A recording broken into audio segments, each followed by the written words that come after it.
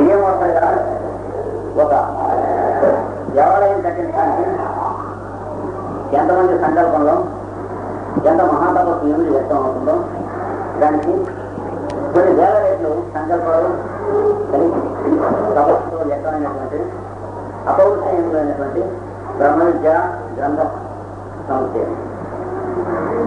అపౌరుషయం అనగా ఒక వ్యక్తి చేత రాయబడినది కాక పరమేశ్వరుని చేత ప్రసాదింపబడి వ్యక్తి చేత దర్శింపబడి స్వీకరింపబడినటువంటి గ్రంథంలో అపౌరుషయం గ్రంథం అంటారు. అదే వేదము అనేటువంటి గ్రంథం.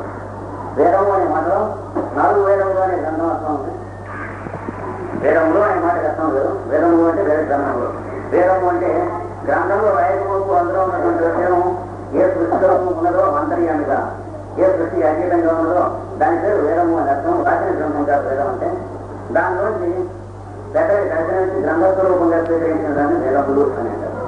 కనుక వేదం అంటే ఈ 4 వేదములు అని మనం చెప్పుకునేటువంటి పరమ పవిత్రమైన ప్రమాణ గ్రంథంలో భాగమై ఉన్నాయి. ఉపనిషత్తులు కూడా వేదములందు భాగములే. బ్రహ్మ విద్యకు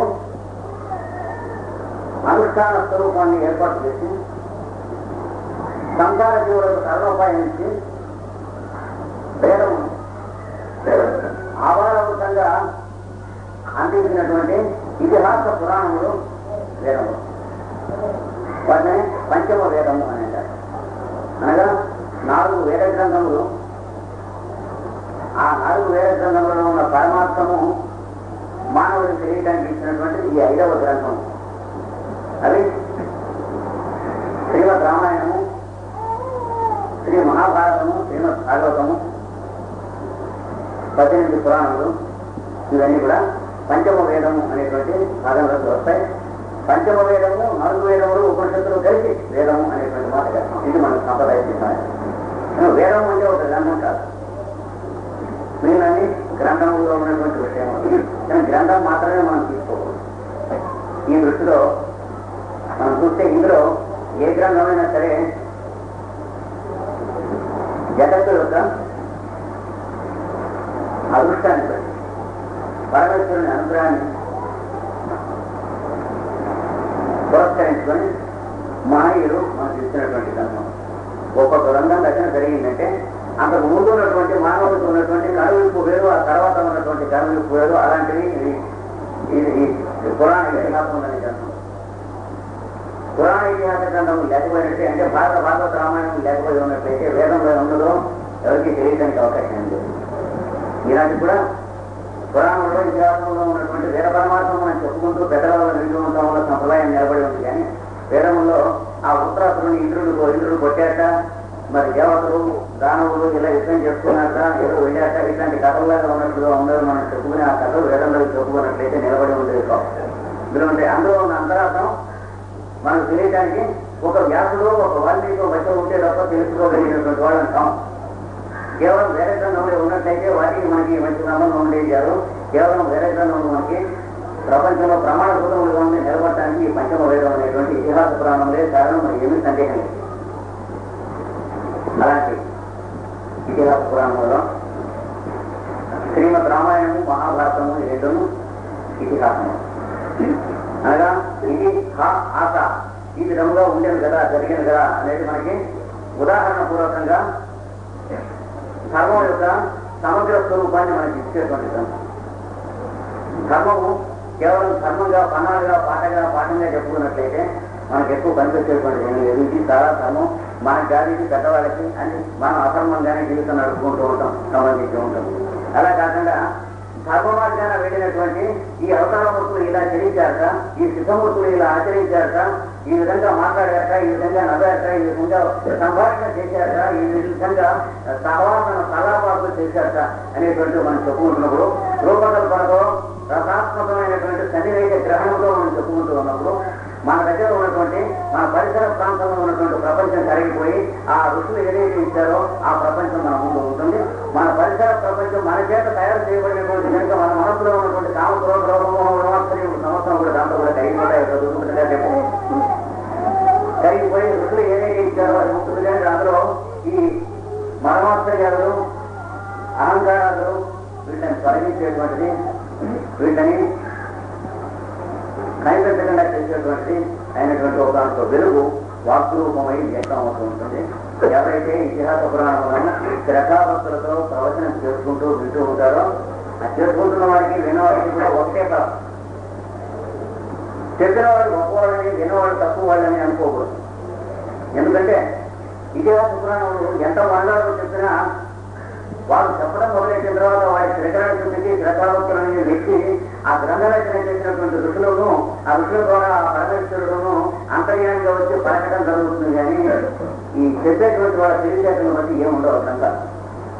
వీడు మాత్రం ఎంత పెద్దవాడైనా పువ్వులు తిరిగిన వాడైనా అంగీకరించి చేరక తప్పదు. నా ప్రజ్ఞతో నేను చెబుతున్నాను అని పురాణ ఇతిహాసం ఎవరన్నా అన్నాడంటే పిచ్చివాడు అన్నారు.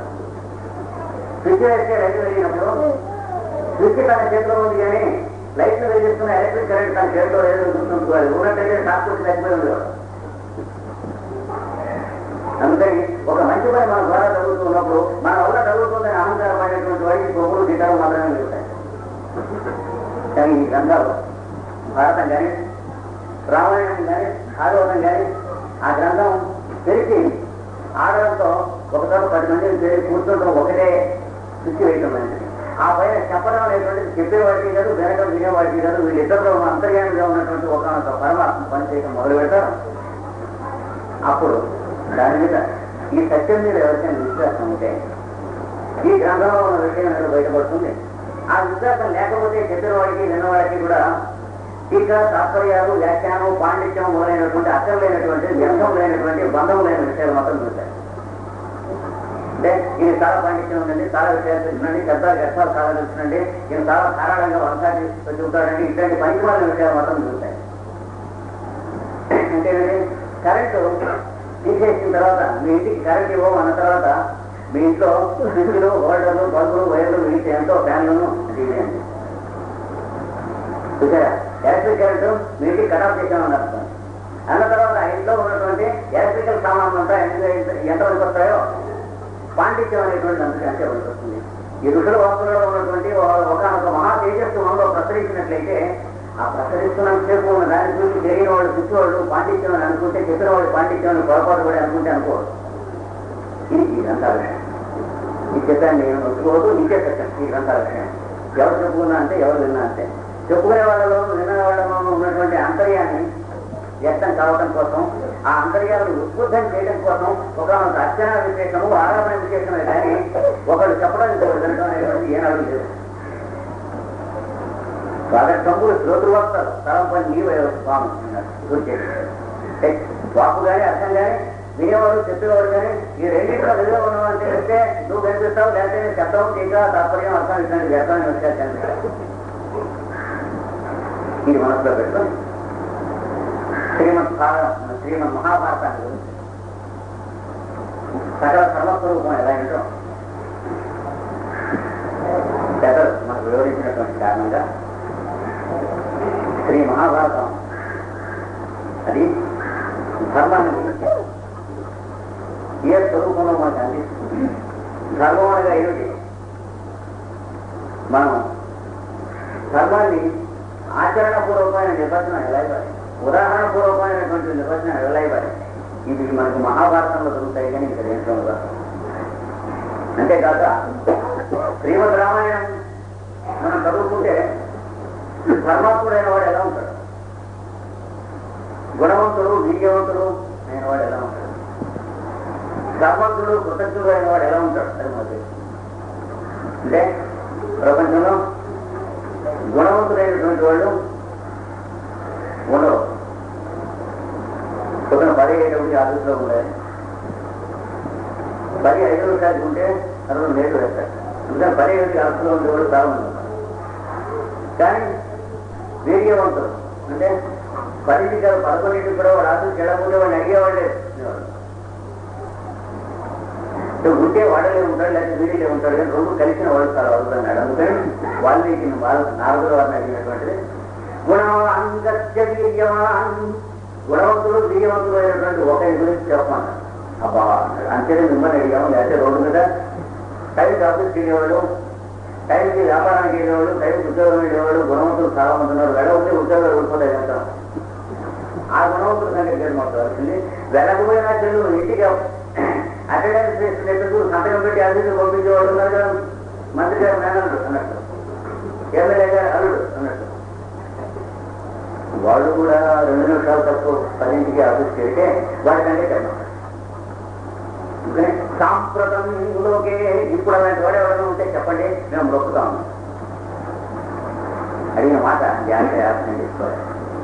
ఈ 2 కలిసిన వాడు వాడి గురించి చెప్పాలంటే 4 లాంటి వాడే చెప్పాలి. కానీ వెతికి లేకపోతే ఎవరు కూడా మన గుణవంతులే కదండి. ఏం చేయాలి, మనం పొద్దున వేస్తున్నాం, సమయం చేస్తున్నాం, మరి ఏదో కృష్ణారావు అనుకుంటున్నాం అంటే మనకి భార్య పిల్లలు చిన్నగా ఉండాలని, రాబడి చిన్నగా ఉండాలని, లాభం చిన్నగా ఉండాలని, ఉద్యోగం పోకూడదని, దానికోసం మనం కృష్ణారావు అనుకుంటున్నాం. కానీ పెద్దవాడు అనుకున్న పద్ధతులు అనుకుంటున్నాం.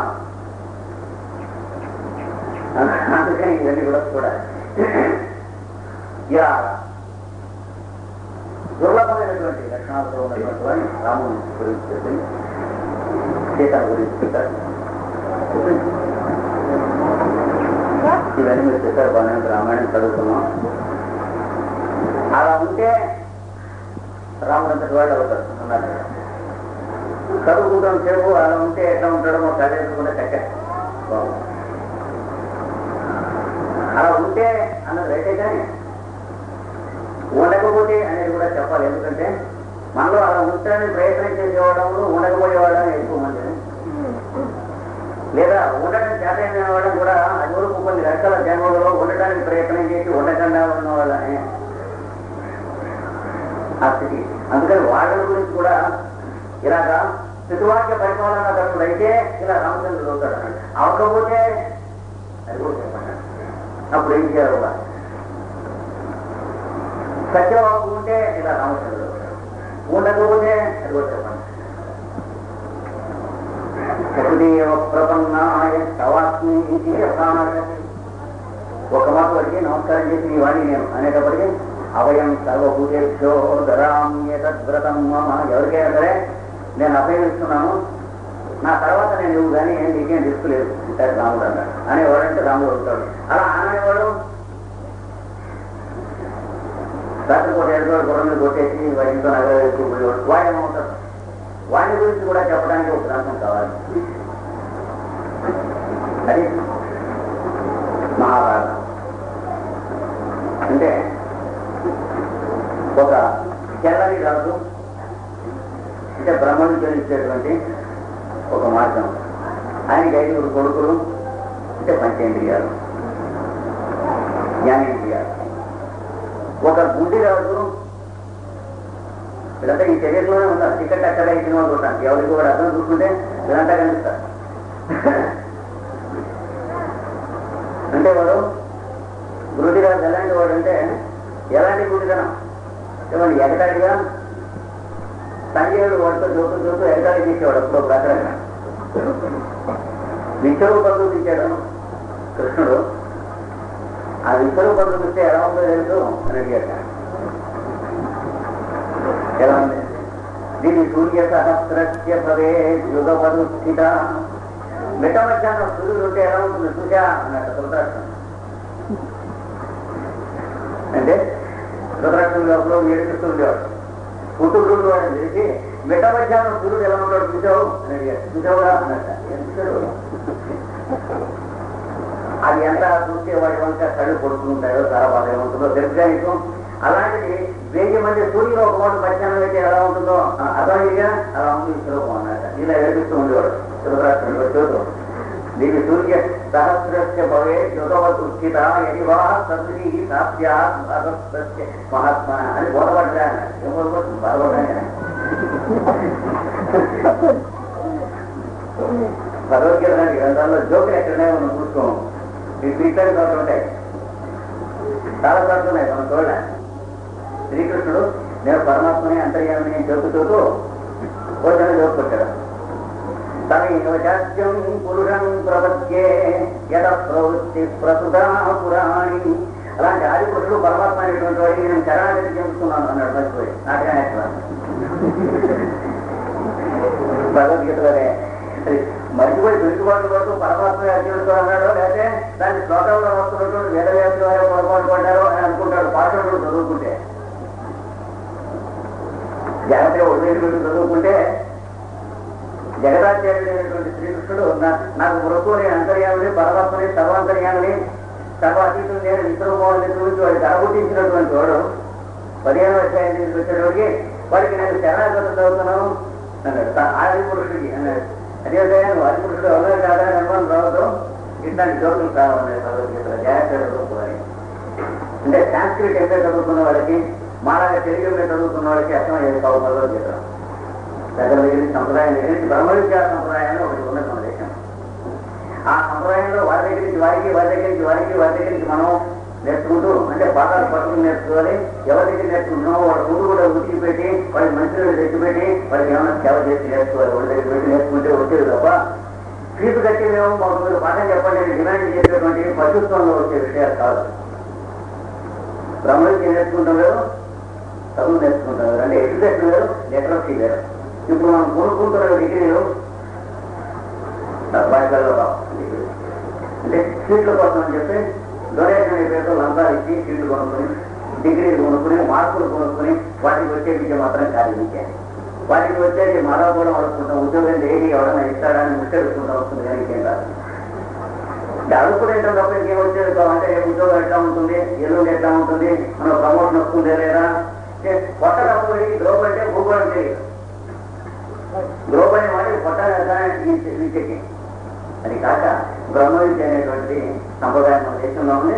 కొన్ని రకాల సంవత్సరాల నుంచి ఉన్నది. దానికి సంబంధించినటువంటి మహాగ్రంథాలు. అలాంటి మహాభారతంలో ధర్మం ఆచరిస్తే ఎలా ఉంటుంది, ధర్మరాజు ఉన్నాడు. ధర్మం తప్పితే ఎలా ఉంటుంది, ధృతరాష్ట్రుడు ఉన్నాడు. నడుతుంది పక్క పక్కనే. ధర్మరాజు ఎంత తెలివైన వాడు, ధృతరాష్ట్రుడు అంతే తెలియదు. ధృతరాష్ట్రుడు ఎంత తెలివైన వాడు, ధర్మరాజు అంత తెలివైన వాడు. వాళ్ళిద్దరూ ఎంత తెలివైన వాడు అప్పుడున్న వాళ్ళలో మిగతా వాళ్ళకి పూర్తిగా అర్థం కాలేదు. మనం భారతం చదువుకుంటే తెలిసే విషయం. మనం కొత్తపడటం కాదు. మనం పెద్దవాళ్ళ మహాభారతం వింటుకుంటే ఏం తెలుస్తుందంటే ధర్మరాజు సత్తా ఒక ధృతరాష్ట్రుడికే తెలుసు, ధృతరాష్ట్రుడు సత్తా ఒక ధర్మరాజుకే తెలుసు. వాళ్ళిద్దరూ మాట్లాడుకున్న సంభాషణలు ఎలా ఉంటాయి.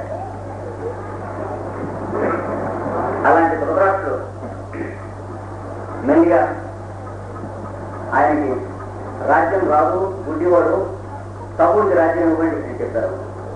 కొందరు పెద్ద నిర్ణయించారు. అలాగే ఇచ్చారు.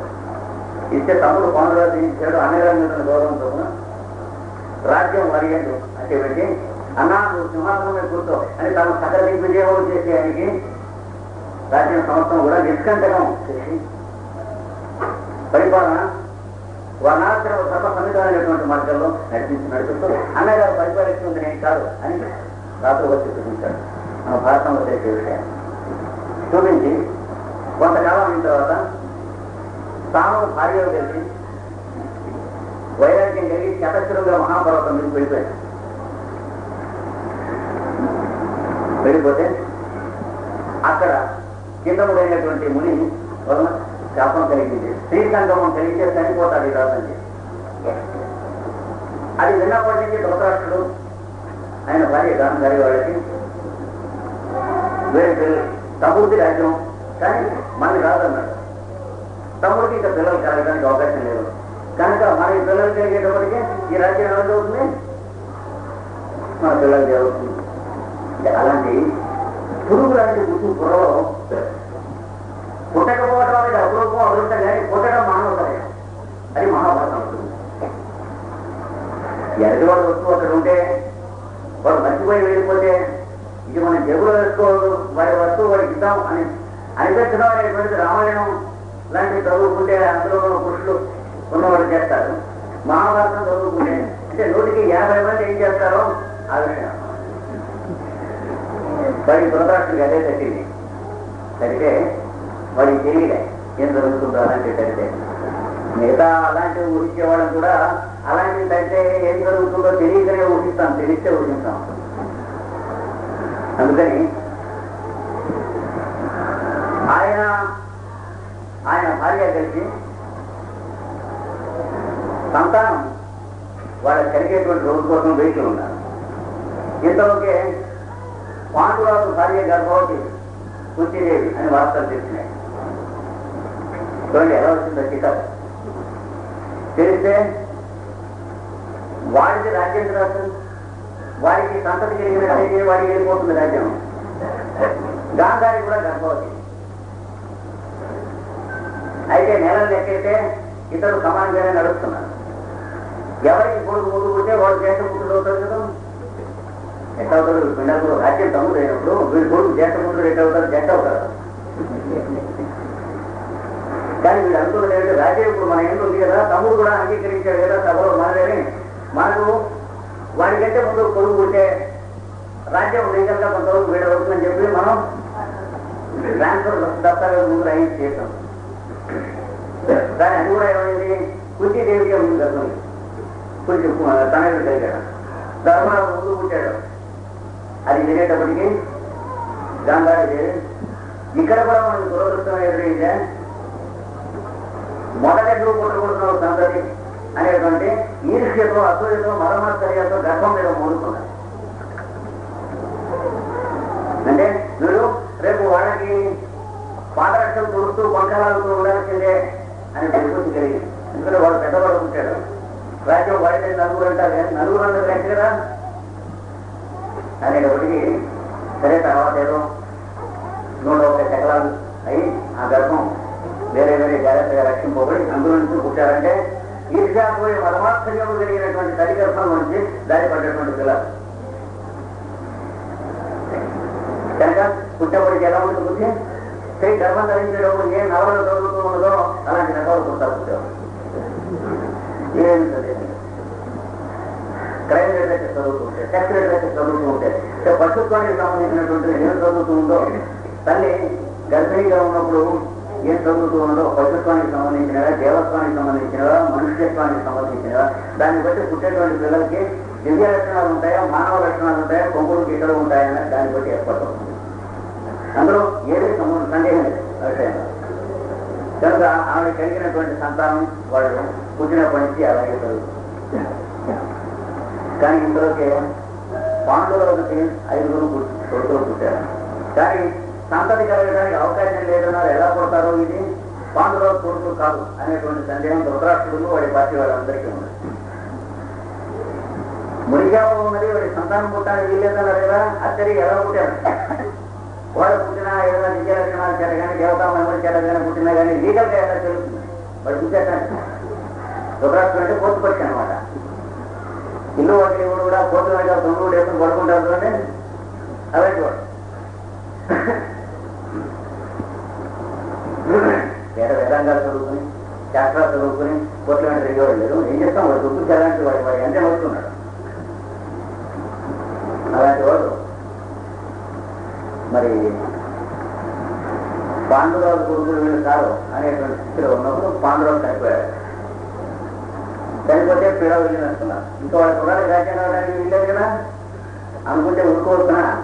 ఈ హిమాలయాల్లో ఉన్నటువంటి ఋషులకు మహానుభావులు మాస్టర్స్ ఉన్నారే, వాళ్ళు ఏం చేశారు, ఈ 5 కుంటిని తీసుకొచ్చి ఇదిగోనాయా నీ తమ్ముడు భార్యను, ఆవిడికి నీ తమ్ముడికి ఆవిడ ఎందుకు కలిగినటువంటి పిల్లలను జాగ్రత్త, మేము ఇక్కడ నిండు సభలో రాజ్యసభలో తీసుకొచ్చి మీరు అప్పచెప్తున్నాం, ఎవరికి కావాల్సినటువంటి రాజ్యాంగం మొదలైనటువంటి జాగ్రత్తగా వస్తూ ఉండాలి, మేము ఎక్కడ ఉన్నా సరే చూస్తూ ఉండాలి ఈ విషయం జాగ్రత్త చెప్పాడు. భారతంలో చదువుకోవాలన్నమాట జాగ్రత్త. ఇప్పుడు వాడెలా మాట్లాడాడు, సభలో విజయలా తెలుగులో మాట్లాడాడు, శ్రీకృష్ణుడు శ్రీరంగంలో ప్రజలు ఒకటే కాదు చూసుకోవాల్సింది.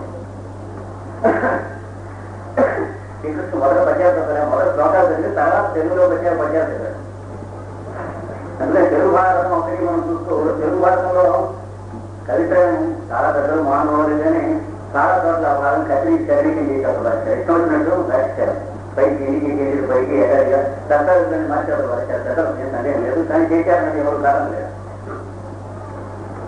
అలా ఎత్తిపడేసినటువంటి మహాగ్రంథాల విషయంలో 2 మహాగ్రంథాలు ప్రపంచానికి బ్రహ్మవిద్యలకు అనుసరించేటువంటి, ఒకటి భగవద్గీత, అందులో 175 కోట్లు వచ్చేసారు తెలుగు మహాభారతంలో. రెండవ సంస్కృతం అంటే 103 కోట్లు వచ్చేసారు. కానీ కవిత్రయం మీద నాకేం కోపం కాదు, కానీ కవిత్రయం వాళ్ళు చాలా పనికి మాలిన పనులు చేశారు. భాగవత మార్గాన్ని తెలుగులో తీసుకురావాలి. ఈ తెలుగు వాళ్ళకి వాదం కావడానికి ఓడిపోవడం వస్తుంది.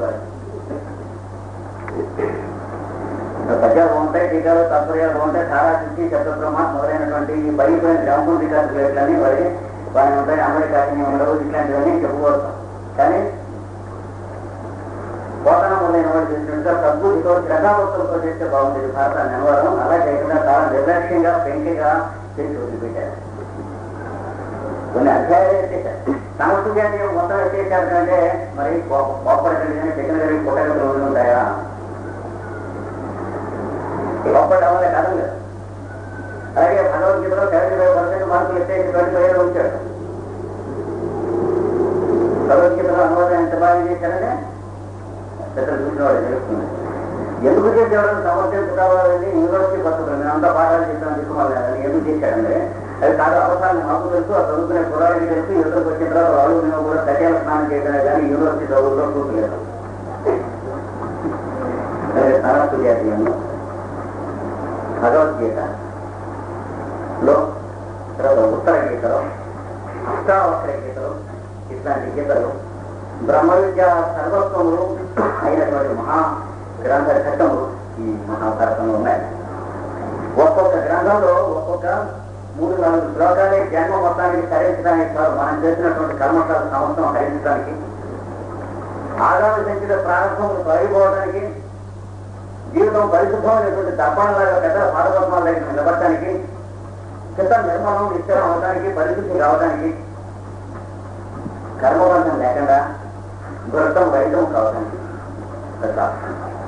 ఒక 2-3 శ్లోకాలు కాదు. ఒక్కో గ్రంథంలో భగవద్గీతలో 2-3 శ్లోకాలు కాదు, సాంస్కృ జాతీయంలో 2-3 శ్లోకాలు కాదు, ఉత్తర గీతలో 2-3 శ్లోకాలు కాదు, లేదా అష్టావక్ర గీతలో 2-3 శ్లోకాలు కాదు, లేదా శాంతి అనుశాసన పర్వములలో భీష్ముల వారు అపచయంలో చెప్పినటువంటి ముక్కల్లో ఒక్కొక్క 2-3 శ్లోకాలు కాదు. జన్మ ధరించడం మొత్తానికి అట్లాంటివి ఉన్నాయి. తెలుగు భాషలో విషయపడ్డ బాగానే మెయిన్గా అట్లాంటి కలవడం కోసం భాషను కూడా యాత్ర మనకి ఇచ్చింది. కనుక సకల ధర్మస్వరూపంలో ధర్మస్వరూపం మహాభారతం. ధర్మం అనగా ఏమిటి అన్నది అందరికీ అర్థం అయ్యేటటువంటి చెప్పింది ఒక భారతాన్ని. అదో ధర్మం అంటే చాలా కష్టం అని తెలియటం అని చెప్పే మొదలడం చాలా మందిలో ఉన్నాం. అంటే ధర్మం మీద నమ్మకం పోతుంది విన్నవాడికి. ఆ ముఖ్య చెబితే దారిపోయేవాడు ఎవరన్నా ధర్మాన్ని గురించి పెద్దవాడు చక్రవర్తాన్ని చదువుతున్నాడని వినటానికి పెట్టి కూర్చుంటారు అనుకోండి. ధర్మం అంటే సామాజికం అనుకున్నారా, మీరు బోధపడేది అనుకున్నారా, చాలా కష్టం అని చెప్తే మనకేంటి లేదు ధర్మం అంటే. ఇలాంటి పాఠంలో మాట్లాడటం ఏం లాభం లేదు. మహాభారతంలో ఇచ్చాడు అందరికీ అర్థమయ్యేటట్టుగా బోధపడేట్టు వేసి ఎవరికి వాడు అర్థం చూసుకోండి అన్నాడు. అర్థం అయ్యాక అర్థం చూసుకోండి ఏమన్నాడు, 10 మందిని మీరు ఎవరు ఇతరులు ఏం చేస్తే మీరు సంతోషిస్తారో బాగుంటుందో అది ఇతరులకు మీరు ఆచరించినట్లు ధర్మం అన్నాడు. నా కొడుకులకే ఉంటే బాగుందని ఎవడనుకున్నా వాడి కొడుకు చచ్చిపోతారన్నాడు. మొదటి చెప్తున్నాడు అన్నాడు. అందుకనే ఎవరు తినేది వాడు తినాలి అని అనుకుంటే 10 మంది పిల్లలతో పాటు మన పిల్లలు కూడా బాగుంటారు. ఈ ఊళ్ళో 100 మాటలు ఎక్కువగా చెప్పారు విదురుడు, సంజయుడు, ధృతరాష్ట్రుడికి.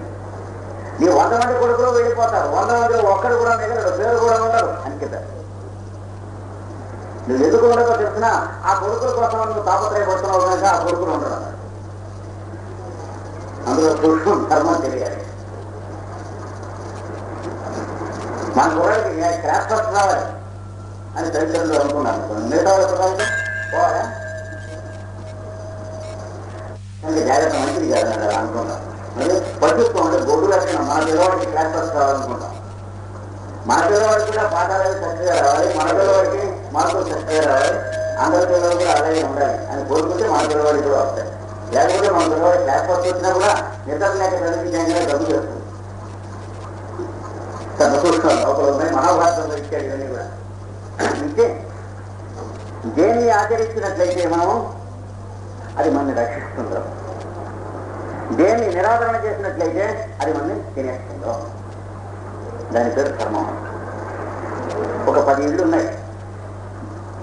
అగ్ని ప్రమాదంలో మొదటి ఇల్లు నింపంటుంది. మిగతా 9 ఇళ్ల వాళ్ళు